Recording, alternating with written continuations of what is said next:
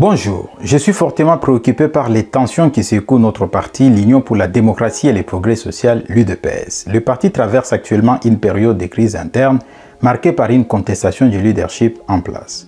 Contrairement aux périodes précédentes où les divisions existaient bien sûr en termes de blocs, mais aucun de ces blocs ne contestait le leadership de Etienne Tshisekedi Mulumba d'Erez Mémoire. Nous faisons aujourd'hui face à une situation où un camp conteste ouvertement le leadership ad intérim du parti, tandis qu'un autre les soutient fermement.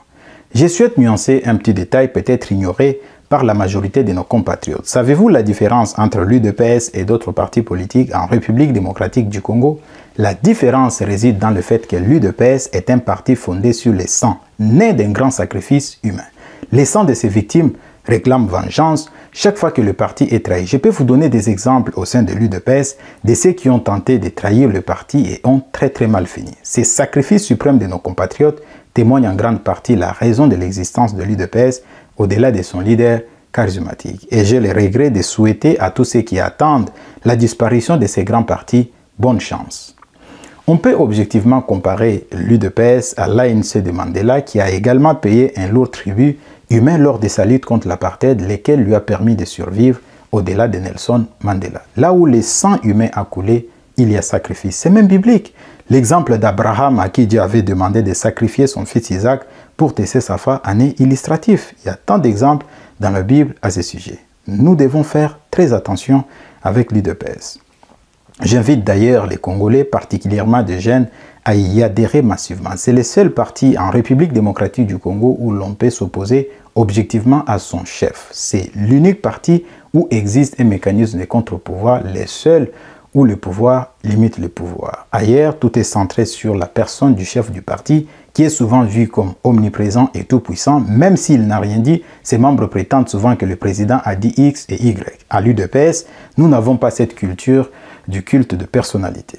Alors, la crise actuelle au sein du parti nous rappelle de nombreuses turbulences qui a connu l'UDPS, notre cher parti, au fil de son histoire. Depuis sa création en 1982, l'UDPS a souvent été secouée par des divisions internes et des contestations de leadership au niveau de ses structures de base. Ces crises ont parfois affaibli le parti, mais ont également montré sa capacité de résilience et de renouvellement.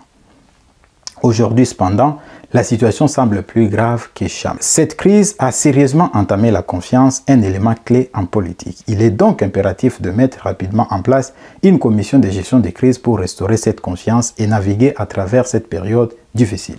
Je propose au président du parti actuellement empêché de suivre l'exemple de l'UNC du président Kamere. Lorsqu'il était en prison, Kamere a confié la gestion du parti à des jeunes leaders moins conflictuels et sans affiliation des camps. Cette approche pourrait servir de modèle pour une gestion plus équilibrée et unificatrice de notre cher parti. La prison est souvent un lieu de réflexion profonde et elle peut aider à prendre de bonnes décisions. Je pense que le président Vital Kamerhe a su tirer parti de cette expérience.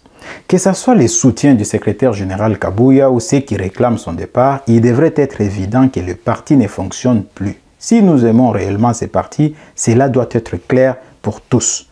Les réunions ne se tiennent plus, le recrutement des nouveaux adhérents est au point mort.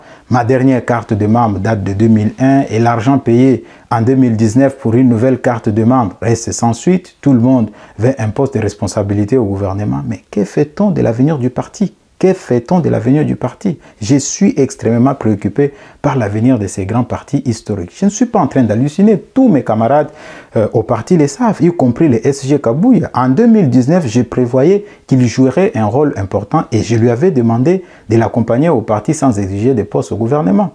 Malheureusement, nous avons été mis sur la liste d'attente. J'ai dit tout ça parce que certains peuvent penser que nous agissons pour des ambitions personnelles. Non.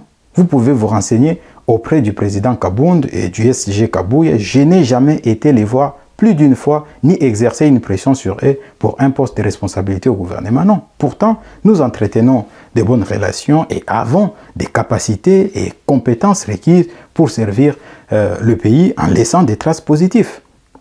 Je voudrais également souligner les dangers pour un leader d'écouter ceux qui dénigrent d'autres membres du parti. Cela est récurrent dans notre société et certains en profitent pour tirer avantage.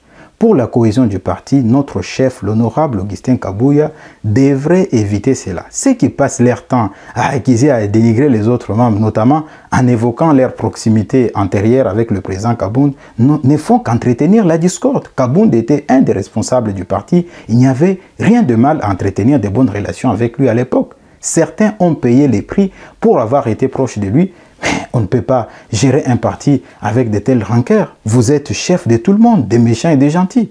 Voyez comment le président Tshisekedi a pris de la hauteur dans l'affaire Jean-Lucien Boussa. Un chef qui agit selon les clameurs publiques a souvent tort. Machiavel disait qu'un dirigeant ne doit pas toujours écouter le peuple car le peuple est ingrat et n'assumera pas les conséquences des décisions prises sous son influence. Je recommande à notre chef de revoir son entourage, composé d'hypocrites et de gens animés de mauvaise foi. À sa place, je les aurais tous virés car ils sont en grande partie responsables de la situation actuelle. Être conseiller, c'est avoir le courage d'avertir son chef des dangers de ses actions, même si cela signifie risquer son poste. Il semble que notre chef n'a pas fait le meilleur choix en matière de collaborateurs proches, ou bien il n'écoute pas les avis et considérations de ses collaborateurs. Il n'est pas encore trop tard pour agir. Monsieur le Président AI de l'UDPS, je souhaite sincèrement que vous parveniez à surmonter cette crise. Mais pour y parvenir, il est nécessaire de limoger certaines personnes de votre entourage. Je vous recommande également d'étendre la main à Eteni, Jeko, Emani et d'autres camarades du parti en désaccord avec vous. Les conflits internes ne profitent à personne sauf à ceux qui cherchent à nous affaiblir. De plus, l'une des préoccupations majeures de nos camarades est votre manque de disponibilité. Certaines choses ne devraient pas être discutées dans les médias, mais votre attitude nous y oblige. Je vous exhorte à adopter une posture de rassembleur et à engager urgemment un dialogue franc avec toutes les voix divergentes. En tant que leader du parti, c'est votre responsabilité. Laissez Maman Marthe se reposer après tant d'années de lutte politique aux côtés de son mari. Elle serait heureuse de voir ses enfants politiques grandir à maturité et être capables de se gérer eux-mêmes. Montrons notre sens de responsabilité. Ne gérez pas les partis en pensant uniquement à votre présence actuelle, mais posez des actes qui auront un impact durable sur l'avenir du parti et de notre pays pour les générations futures. Il y a beaucoup de travail à accomplir dans ce parti-là. Par exemple, la discipline du parti a presque disparu. Nous avons l'impression d'être une bande de voyous et de délinquants. Il est temps de réformer nos textes pour qu'ils soient respectés par tous. L'anarchie survient dans une organisation humaine lorsque les rapports entre individus qui la composent ne sont plus verticaux, car il n'y a plus d'autorité capable d'imposer la discipline. C'est les sentiments que j'ai aujourd'hui. En nous appuyant sur l'histoire de notre parti, nous pouvons surmonter ces défis actuels grâce à l'engagement et la détermination de tous, à condition de mettre de côté nos intérêts égoïstes et de travailler ensemble pour l'unité et la prospérité du parti. Le temps est venu de mettre en place des mécanismes de résolution des conflits internes pour assurer une direction cohérente et stable. Pour résoudre cette crise, nous devons tirer les leçons du passé et adopter des approches novatrices et inclusives. La création rapide d'une commission de gestion des crises et l'implication des jeunes leaders moins conflictuels et non affiliés à des camps politiques pourraient rétablir la confiance, l'unité et moderniser les partis et l'adapter aux réalités actuelles. Il est temps de dépasser les divisions et de travailler ensemble pour le bien de notre parti et de notre pays.